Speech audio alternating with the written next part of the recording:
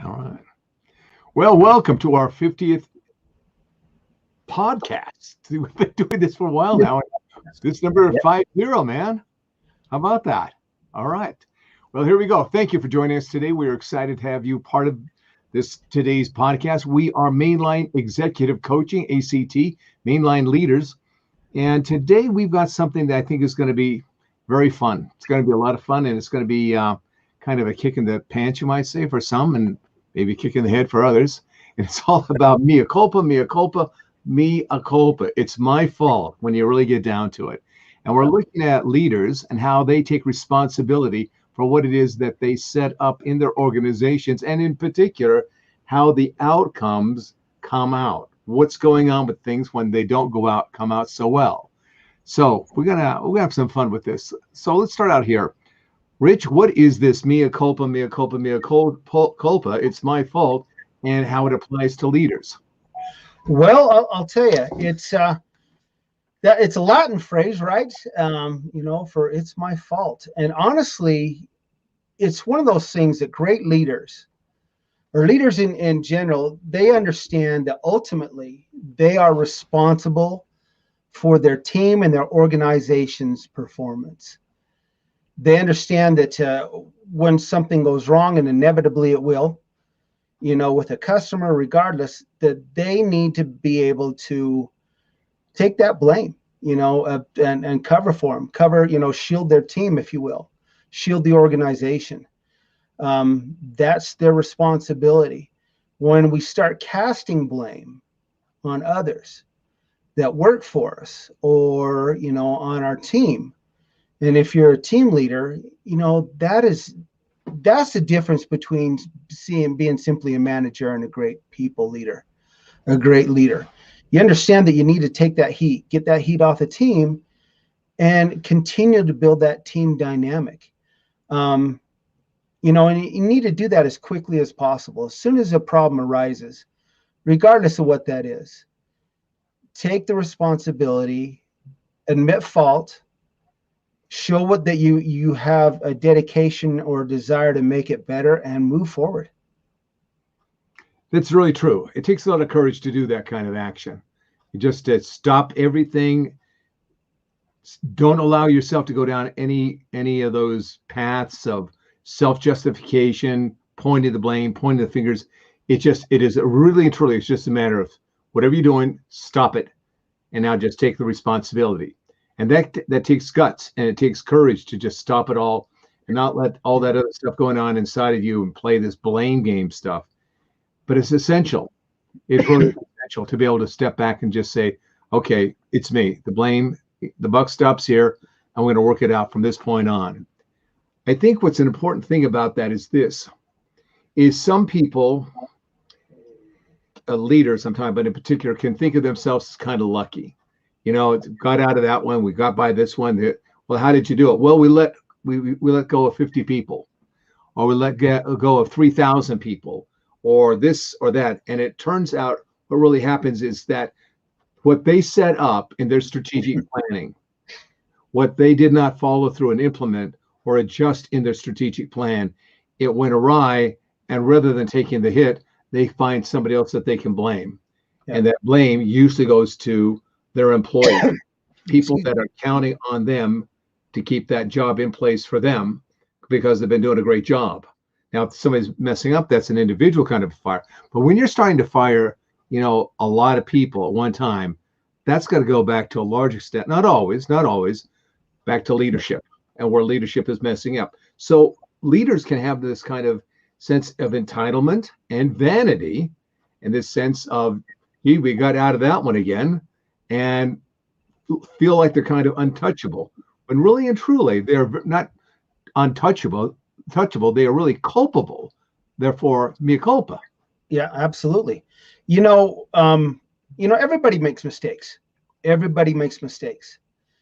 But when a leader takes responsibility for that, their team and the people in their organization and those people around them are going to be willing to take greater risks, which are going to in turn lead to greater rewards for the organization. If they're concerned that anything that happens is going to be blamed on them, or perhaps any problems might mean their job, regardless if it's, them or not.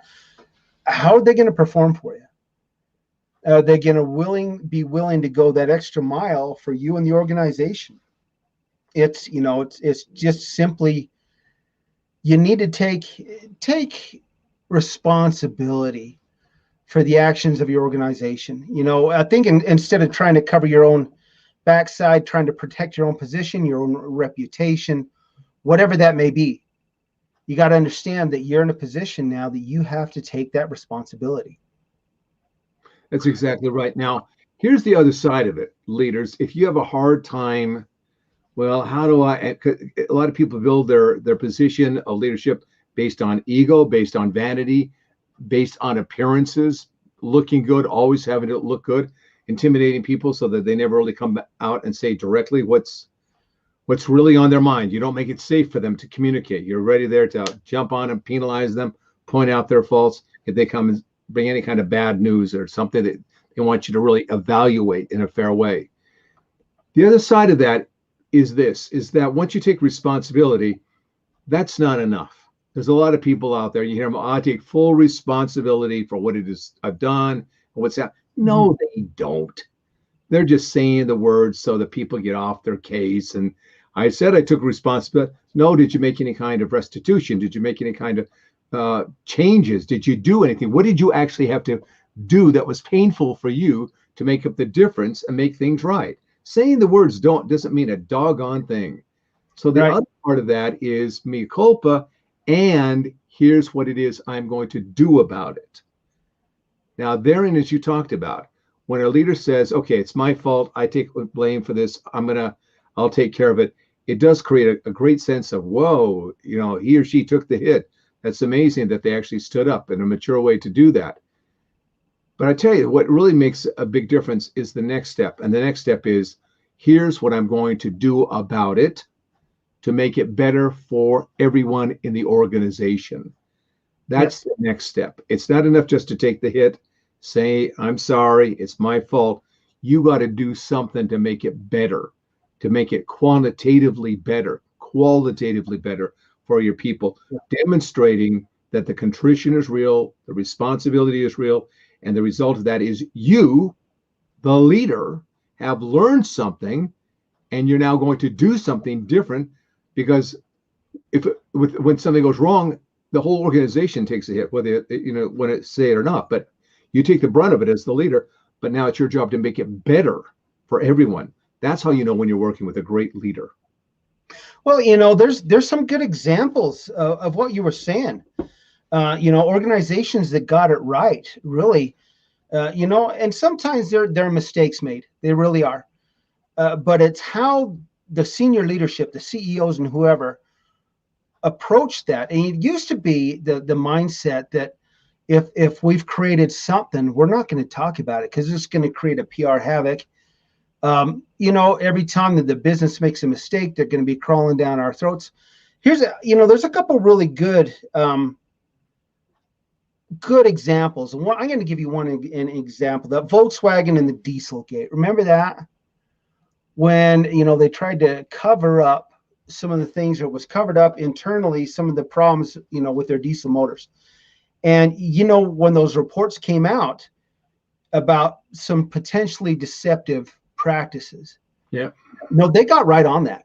They got right on that. They admitted wrongdoing. They talked about having to rebuild trust and what we're going to do to rebuild trust with, companies and countries and customers alike.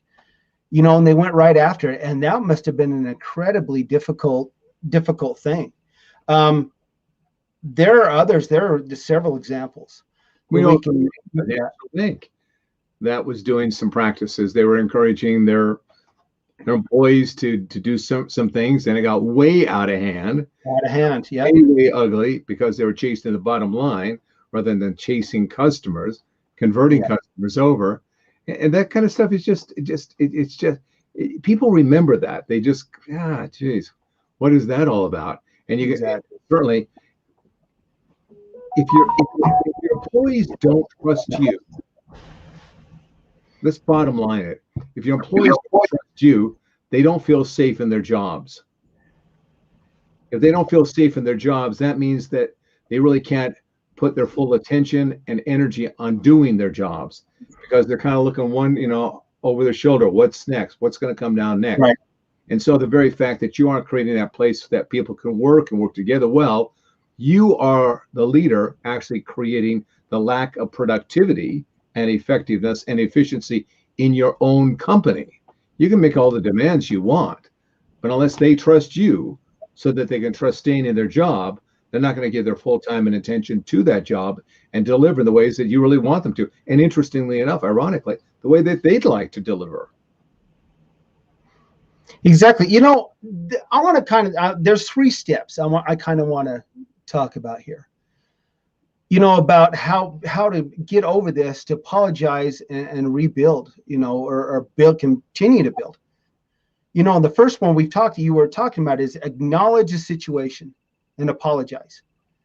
That's a tough thing to do, especially for a leader, to acknowledge publicly, or to his organization or to his team. Yes, there was a problem. We admit it created some issues, but be remorseful, be honest, be sincere in your apology, and to those that may or may not have been harmed by this, or whatever the case may be. But apologize and move forward. The second is about cultural transformation.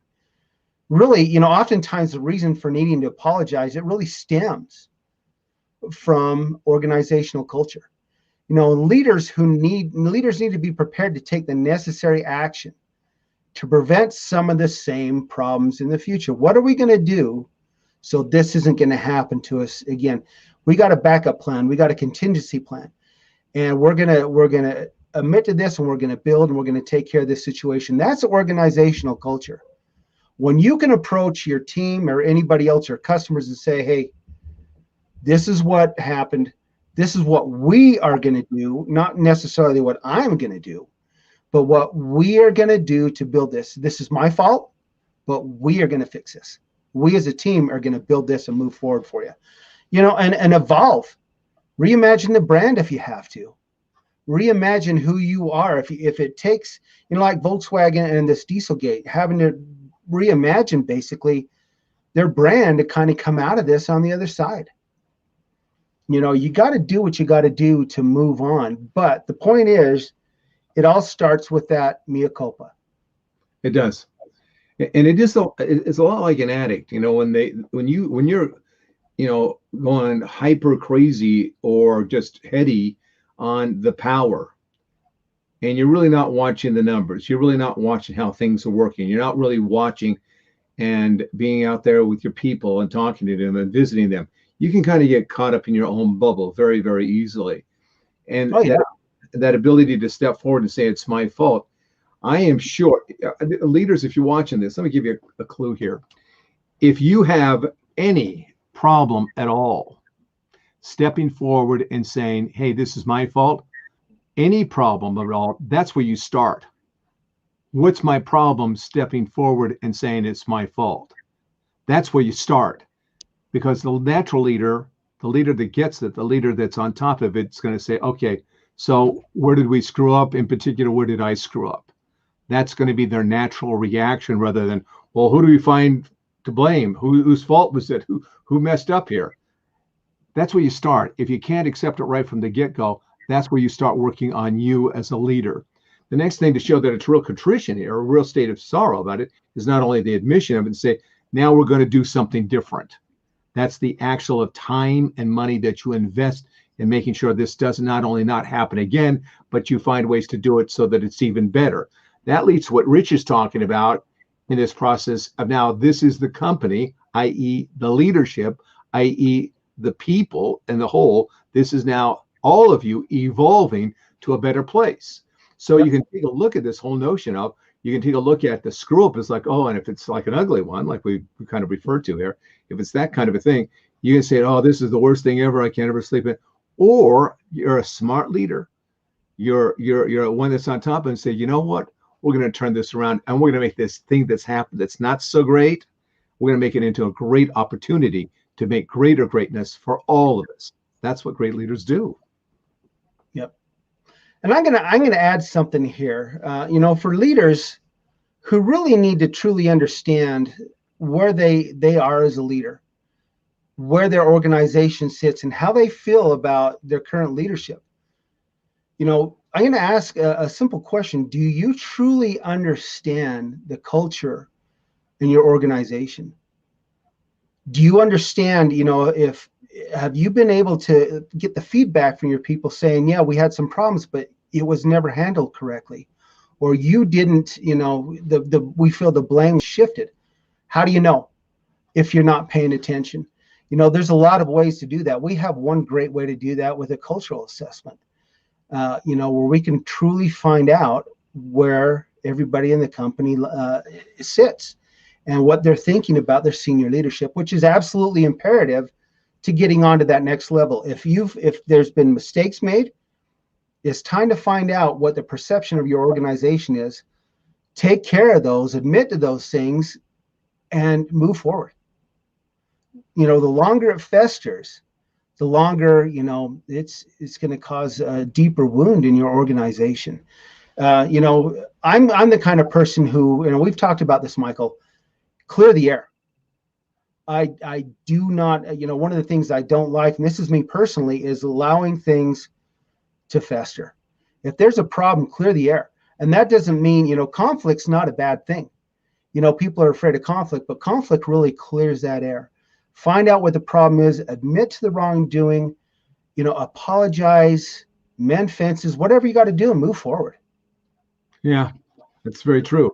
And therein lies the interesting distinction. And it's a great distinction. And that is the distinction between leaders that want to go on their charisma, and those leaders that go on their character. And there is a defined distinction. You may think that you're glitz and glam and all that cool stuff, and people look up to you and admire you.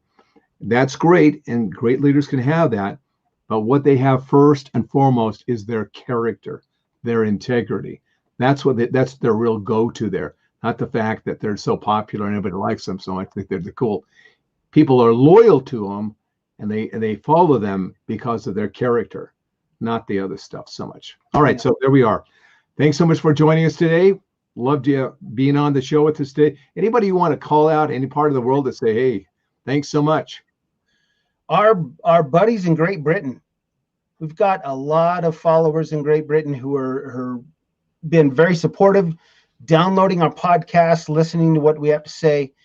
And for all the comments, we've had some comments come through on some of our podcasts that were very enlightening. Some different points of view, and we appreciate those people who have been letting us know how they feel. And that's what this is all about. That's what leadership development is all about.